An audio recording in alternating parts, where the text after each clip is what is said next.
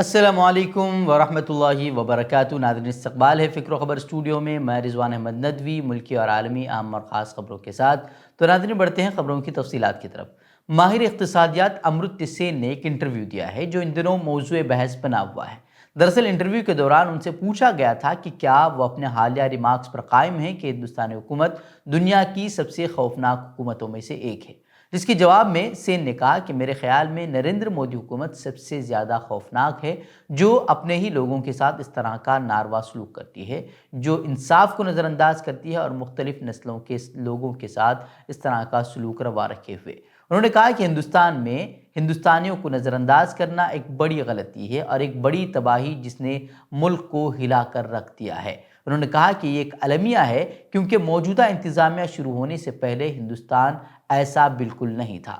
انہوں نے کہا کہ مہاتما گاندھی ہوں یا جواہر لال نہرو ہوں یا سبھاش چندر بوس جیسے لوگوں نے ملک کو ایک مشترکہ متحد قوم بنانے کے لیے بہت محنت کی تھی۔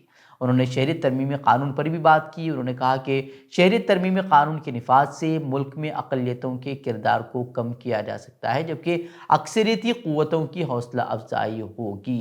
ویسے آپ سبھی جانتے ہیں کہ جس طرح کی پالیسیاں مودی حکومت میں نافذ کی جا رہی ہیں اس کے کیا اثرات مرتب ہو رہے ہیں اور کس طرح کے نفرتی پروپیگنڈے چلائے جا رہے ہیں اور کس طرح کے نفرتوں میں یہاں اضافہ ہوتا جا رہا ہے اور اقلیتوں کے خلاف حملوں میں کس طریقے سے اضافہ ہو رہا ہے، یہ ہم سبھی جانتے ہیں۔ ساتھ ہی انہوں نے 2024 انتخابات کے تعلق سے بھی کئی ساری باتیں سامنے رکھی۔ انہوں نے کہا کہ 2024 میں ہونے والے لوک سبھا انتخابات میں کئی علاقائی پارٹیاں اہم کردار نبھاتی ہوئی نظر آئیں گی۔ کرناٹک میں سابق وزیر اعلیٰ یڈیورپا کے وزیر اعلیٰ کرسی چھوڑنے اور بمبئی کے وزیر اعلیٰ بننے کے بعد سے یہ الزام لگاتار لگائے جا رہے ہیں کہ یہاں اب ہندوتو طاقتوں کا دبدبہ بڑھتا جا رہا ہے اور حکومت ہندوتو طاقتوں کے اشارے پر کام کر رہی ہے اور اس حکومت میں ہندوتو طاقتوں کو کھلی چھوٹ ملی ہوئی ہے اور یہی وجہ ہے کہ دو سماج کے درمیان خلیج کو مزید گہرا کرنے والے کام یہاں دھڑلے سے انجام پا رہے ہیں، جس کی کئی ساری مثالیں ہمارے سامنے لگاتار آ رہی ہیں۔ اور تعجب کی بات یہ ہے کہ ایسے عناصر پر کوئی کارروائی حکومت کی طرف سے نہیں ہو رہی، جس سے ان کے حوصلے بلند ہو رہے ہیں۔ وہیں اب سری رام سینا کے صدر پرمود متعلق نے ہندو برادری سے کہا ہے کہ وہ اپنی خواتین کی حفاظت کے لیے تلواروں کی پوجا کریں اور انہیں گھروں میں آویزاں کریں۔ پرمود متعلق کا یہ بیان بی جے پی رکن پارلیمنٹ پرگیا سنگھ ٹھاکر کے ہندوؤں کو اپنے باورچی خانے کے چاقو تیز رکھنے والے بیان کے کچھ روز بعد سامنے آیا ہے۔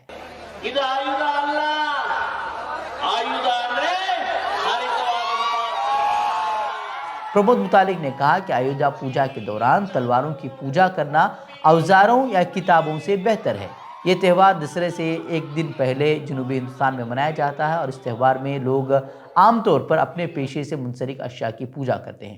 انہوں نے کہا کہ ہمیں ٹریکٹر، کتاب یا قلم کے بجائے تلوار کی پوجا کرنی چاہیے۔ ہمیں اپنی خواتین کی حفاظت کے لیے اپنے گھروں پر تلواریں آویزاں کرنی چاہیے۔ وہیں پرمود متعلق کے بارے میں ہم آپ کو بتاتے چلیں کہ یہ کرناٹک کے سب سے زیادہ پہچانے جانے والے ہندوتو لیڈروں میں سے ایک ہیں اور متنازع اور اسٹائل انگیز ریمارکس کرنے کے لیے یہ جانے جاتے ہیں۔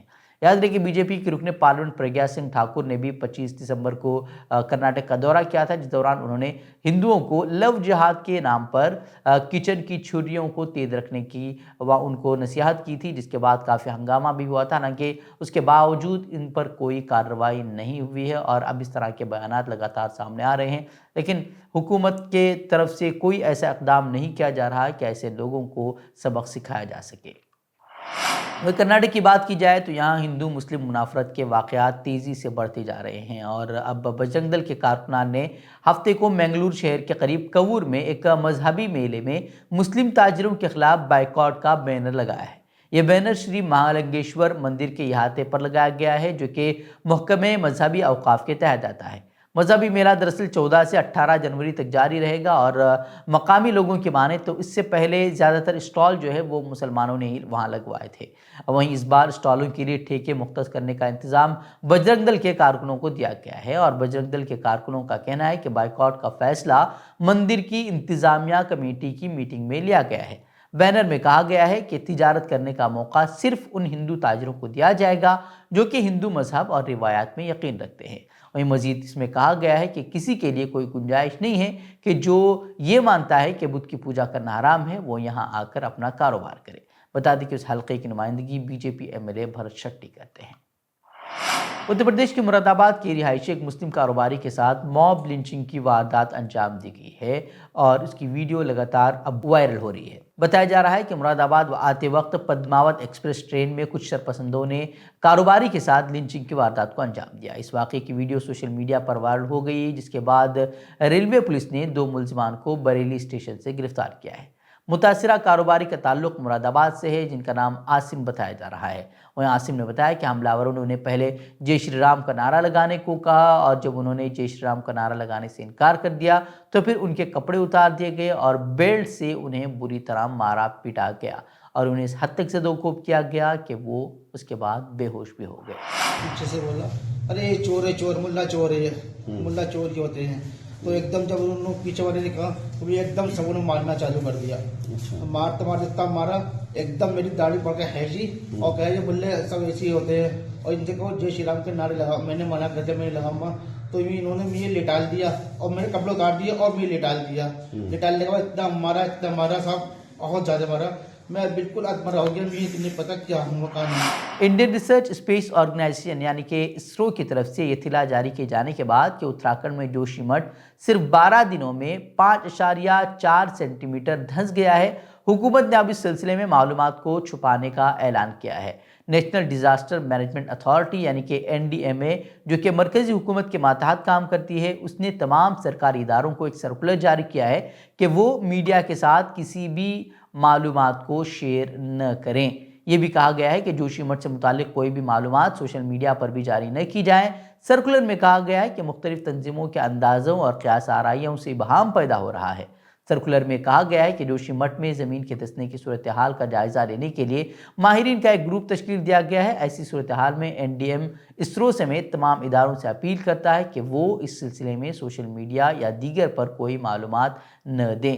وہیں جب تک ماہرین کا گروپ جوشی مٹھ پر اپنی رپورٹ کو حتمی شکل نہیں دیتا، تب تک اس طرح کی کوئی معلومات شیئر نہ کی جائیں۔ اس طرح کی ہدایت جو ہے وہ دی گئی ہیں۔ خیر ہے کہ ماہرین ماحولیات اور مقامی باشندے طویل عرصے سے جوشی مٹھ جیسے علاقوں میں بڑے پیمانے پر تعمیرات اور دیگر سرگرمیوں کے بارے میں خبردار کرتے آ رہے ہیں، لیکن ان انتباہات کو نظر انداز کرتے ہوئے حکومت نے علاقے میں سڑکوں وغیرہ کی تعمیر کا کام جاری رکھا ہوا ہے۔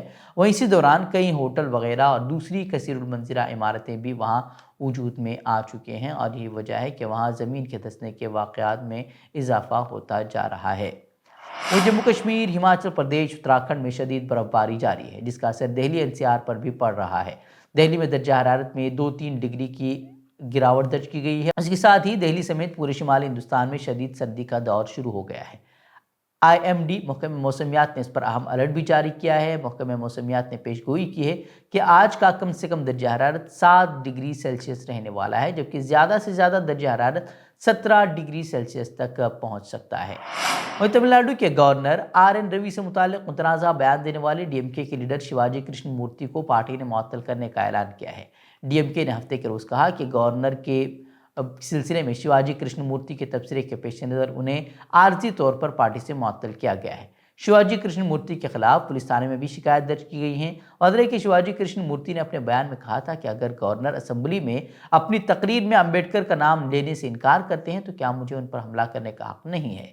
اگر تمل ناڈو حکومت کی طرف سے دی گئی تقریر کو نہیں پڑھتے ہیں تو کشمیر چلے جائیے، ہم دہشت گرد وہاں بھیج دیں گے تاکہ وہ آپ کو گولی مار دیں۔ DMK لیڈر کے اس بیان پر کافی ہنگامہ ہوا اور گورنر کو نشانہ بناتے ہوئے قابل اعتراض اور دھمکی آمیز تقریر کے الزام میں تمل ناڈو راج بھون اور BJP نے ان کے خلاف کارروائی کا مطالبہ کرتے ہوئے پولیس کو الگ الگ شکایتیں بھی دے دی ہیں۔ تو ناظرین، اب بڑھتے ہیں عالمی خبروں کی طرف۔ امریکی صدر جو بائیڈن کے لیے اوباما دور کی خفیہ دستاویزات گلے پڑ گئی ہیں۔ ڈلاویئر میں بائیڈن کی رہائش گاہ سے مزید 5 حساس دستاویزات برآمد ہوئے ہیں۔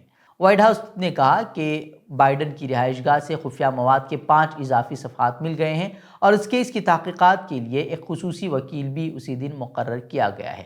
بائیڈن کے ایک مشیر کے بیان کے مطابق بائیڈن ڈپلومیٹک سینٹر اور ڈلاویئر میں بائیڈن کی رہائش گاہ پر سامنے آنے والی دستاویزات کی یہ تیسری کھیپ ہے۔ دوسری طرف ریپبلکنز نے صدر بائیڈن کے ڈلاویئر کی رہائش گاہ پر FBI کے چھاپے کا مطالبہ بھی کر دیا ہے۔ بتا دیں کہ خفیہ دستاویزات کی برآمدگی پر سابق ڈونلڈ ٹرمپ کے بعد جو بائیڈن کے خلاف بھی تحقیقات کا آغاز ہو چکا ہے، اور امریکی میڈیا کا یہاں تک کہنا ہے کہ یہ تحقیقات بائیڈن کے لیے دوبارہ صدارتی امیدوار بننے کی راہ میں رکاوٹ بن سکتی ہیں۔ وہ ایران نے برطانیہ کے لیے جاسوسی کرنے کے الزام میں سابق نائب وزیر دفاع اور ایرانی نژاد برطانوی شہری علی رضا اکبری کو پھانسی دے دی ہے۔ وہیں برطانیہ کے وزیر اعظم رشی سنک نے اسے بزدلانہ اور ظالمانہ اقدام قرار دیتے ہوئے کہا کہ وحشیانہ دور حکومت میں انسانی بنیادی حقوق کا احترام نہیں کیا جا رہا۔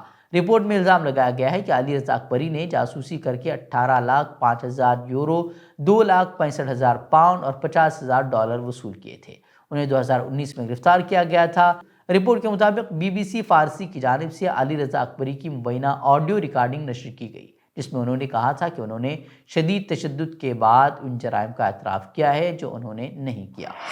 اور چین میں کورونا کی ہلاکت خیزیاں جاری ہیں اور صرف ایک ماہ میں اس مہلک وائرس سے ہلاک ہونے والوں کی تعداد 60,000 بتائی جا رہی ہے۔ چین کی نیشنل ہیلتھ کمیشن نے سرکاری اسپتالوں میں 8 دسمبر 2022 سے 12 جنوری 2023 تک کورونا سے 59,938 ہلاکتوں کی تصدیق کی ہے۔ تاہم پرائیویٹ اسپتالوں میں اور گھروں میں کورونا سے ہلاک ہونے والوں کی تعداد نہیں بتائی گئی ہے، اور وہ بھی جمع کر لی جائیں تو یہ تعداد کہیں زیادہ ہو جائے گی۔ ہلاک ہونے والوں میں 90% سے زائد لوگ جو ہیں وہ 65 سے زائد عمر والے لوگ ہیں، جس کی ایک وجہ یہ بھی بتائی جا رہی ہے کہ 65 سال سے زائد عمر کے لاکھوں لوگوں نے وہاں ویکسین نہیں لگوائی تھی۔ تاہم نیشنل ہیلتھ کمیشن نے یہ نہیں بتایا کہ ہلاک ہونے والوں میں کتنے ویکسین شدہ لوگ تھے۔ وہیں چین کے نیشنل ہیلتھ کمیشن کے مطابق مجموعی ہلاکتوں میں سے 5,503 اموات جو ہیں وہ صرف کورونا کے مرض کی وجہ سے ہوئی ہیں، جبکہ 54,000 سے زائد افراد وہ تھے جنہیں پہلے سے ہی دیگر بیماریاں تھیں اور تاہم کورونا کا شکار بھی وہ ہو گئے تھے اور اس کے بعد ہی ان کی موت واقع ہو گئی تھی۔ تو ناظرین، یہ خبریں، مزید خبروں کے لیے ہمارے ویب سائٹ www.fikrokabar.com کی طرف آپ رخ کر سکتے ہیں۔ ویڈیوز کے لیے ہمارے یوٹیوب چینل کو سبسکرائب کریں۔ تو ناظرین، اجازت دیں، السلام علیکم ورحمۃ اللہ وبرکاتہ۔